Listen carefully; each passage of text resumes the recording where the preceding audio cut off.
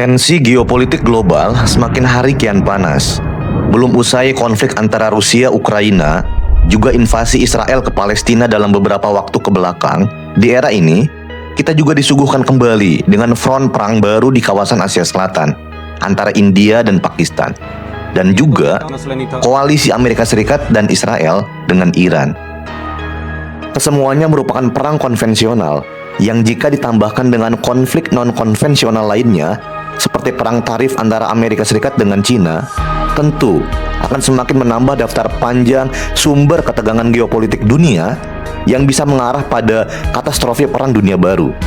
Sialnya, semua negara yang terlibat dalam peperangan adalah negara-negara pemilik nuklir, kecuali Palestina dan Ukraina, serta Iran, yang konon masih berada dalam tahap pengembangan. Indonesia harus terus waspada akan meluasnya perang ke kawasan Asia Tenggara yang juga rawan konflik akibat banyaknya sengketa wilayah dan perebutan pengaruh antar negara besar, khususnya antara Amerika Serikat dan Cina. Kewaspadaan ini harus terus-menerus diperhatikan karena perang akan terus menghantui dunia. Sebab kita berada dalam kondisi yang anarki, dan di tengah dunia yang anarki, tidak ada yang bisa menolong dan menjamin kelangsungan hidup sebuah negara kecuali dirinya sendiri. Kira-kira begitulah tafsiran frasa safe have yang diuraikan panjang lebar oleh Kenneth Walt dalam bab khusus soal anarchic structure and balance of power pada bukunya yang berjudul Theory of International Politics. Anarki, lanjut Walt, merupakan sebuah keadaan di mana sistem dunia beroperasi tanpa adanya otoritas sah yang dapat memaksakan hukum dan sanksi kepada unit-unit yang menyusunnya. Anarki adalah situasi absennya pemerintahan tertinggi, tiadanya otoritas puncak yang dengan segala haknya memiliki wewenang untuk menegakkan ketertiban. Dan kondisi anarki seperti itu hanya terjadi dalam sistem politik global. Sebab di level internasional tidak ada pemerintahan dunia yang tunggal. Kekuasaan di antara unit yang menyusunnya, yakni negara, terpencar-pencar. Negara tidak menyatu dalam satu unit pemerintahan global yang terintegrasi. Kekuasaan dalam struktur internasional tersebar ke setiap unit negara dengan hak kedaulatan masing-masing untuk bertindak sesuai kepentingannya sendiri-sendiri. Perserikatan bangsa-bangsa bukanlah unit mutlak pemerintahan global. Keputusannya tidak benar-benar mengikat, dan kedaulatan negara tidak terlucuti hanya dengan hadirnya PBB.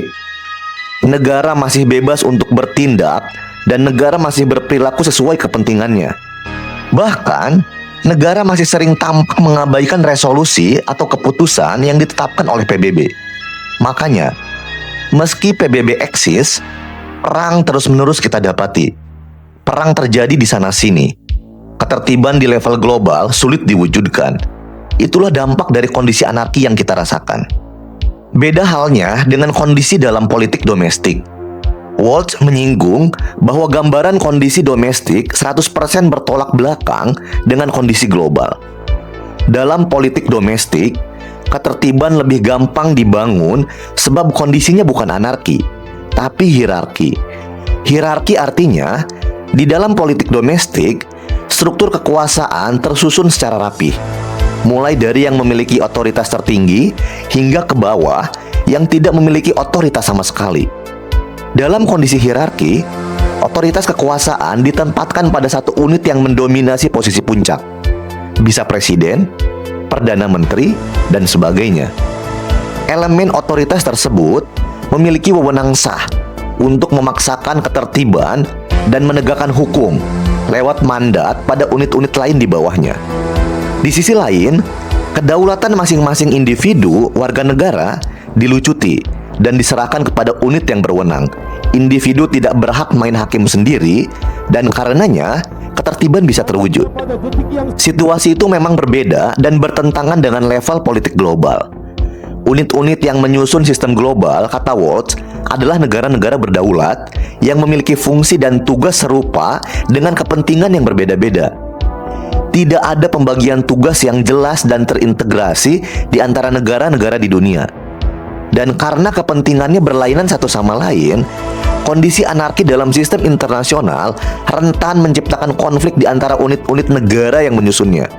Setiap negara akan berlomba-lomba menjadi mandiri dan tidak bergantung kepada yang lain.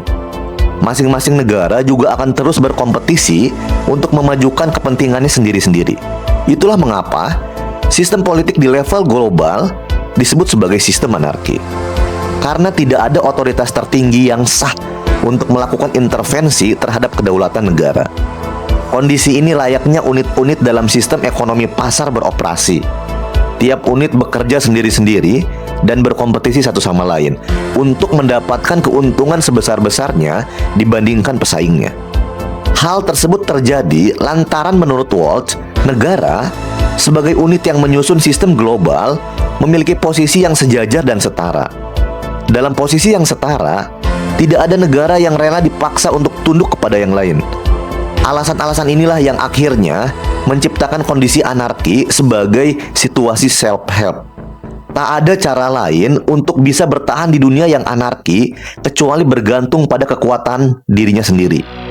Peperangan bisa terjadi kapanpun. Tetangga dekat bisa menyerang tiba-tiba. Dan negara nun jauh di belahan benua lain sewaktu-waktu bisa meluncurkan rudal antar benua. Semua negara dalam kondisi anarki harus terus waspada menghadapi kemungkinan-kemungkinan ini. Kata Waltz, kutip langsung, niat dan tindakan masa depan negara lain merupakan dua elemen dalam kondisi anarki yang sulit diramalkan. Intinya, kata Waltz, dalam kondisi anarki, keamanan merupakan tujuan tertinggi negara. Untuk itu, tak ada cara lain bagi Indonesia untuk bertahan di dunia yang anarki kecuali dengan memperkuat dirinya sendiri melalui penguatan militer secara proporsional. Kekuatan militer harus proporsional sebab, kata Waltz, dalam tulisan lainnya yang berjudul The Origin of War in Neorealist Theory, baik dalam porsi kekuatan yang berlebihan maupun serba kekurangan, kedua-duanya akan menciptakan kondisi rentan diserang. Dalam kondisi lemah, negara lain akan dengan mudah mengintimidasi, mengancam, dan bahkan menginvasi kedaulatan wilayah kita. Sementara dalam porsi berlebihan, kekuatan yang dimiliki akan dianggap sebagai ancaman bagi yang lain.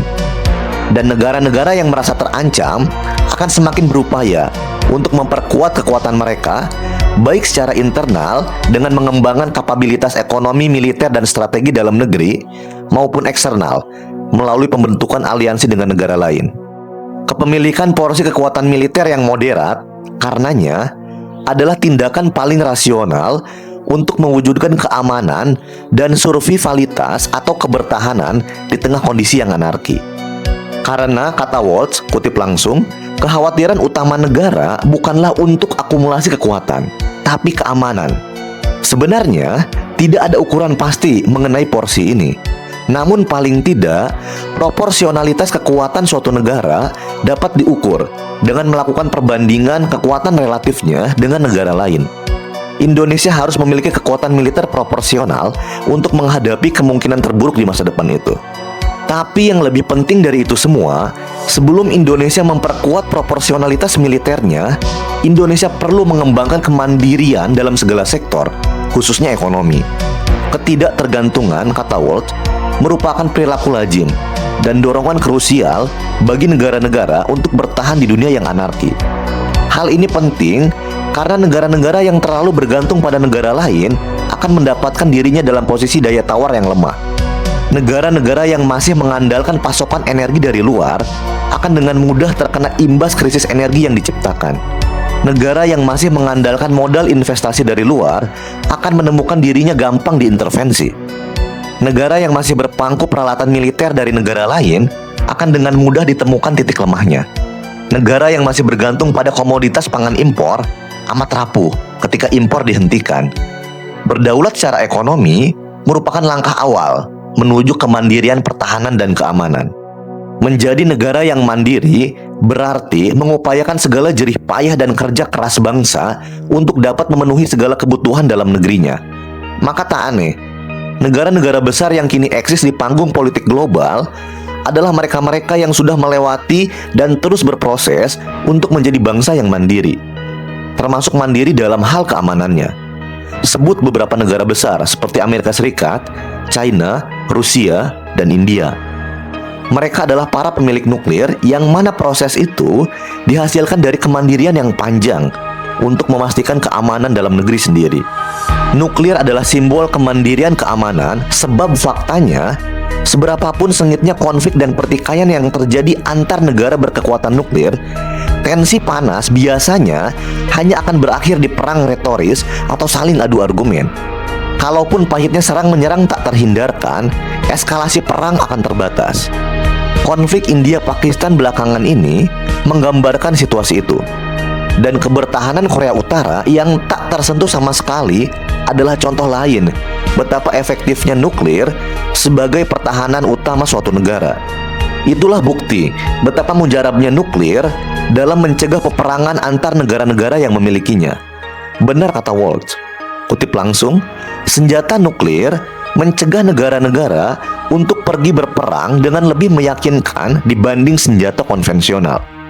Indonesia, meski kini tak mungkin lagi untuk memiliki senjata nuklir lantaran keterhalangan aturan internasional dan tentu akan mendapat tekanan dari negara yang lain, minimal Indonesia bisa mewujudkan sistem pertahanan yang proporsional dengan membangun sistem persenjataan yang mandiri.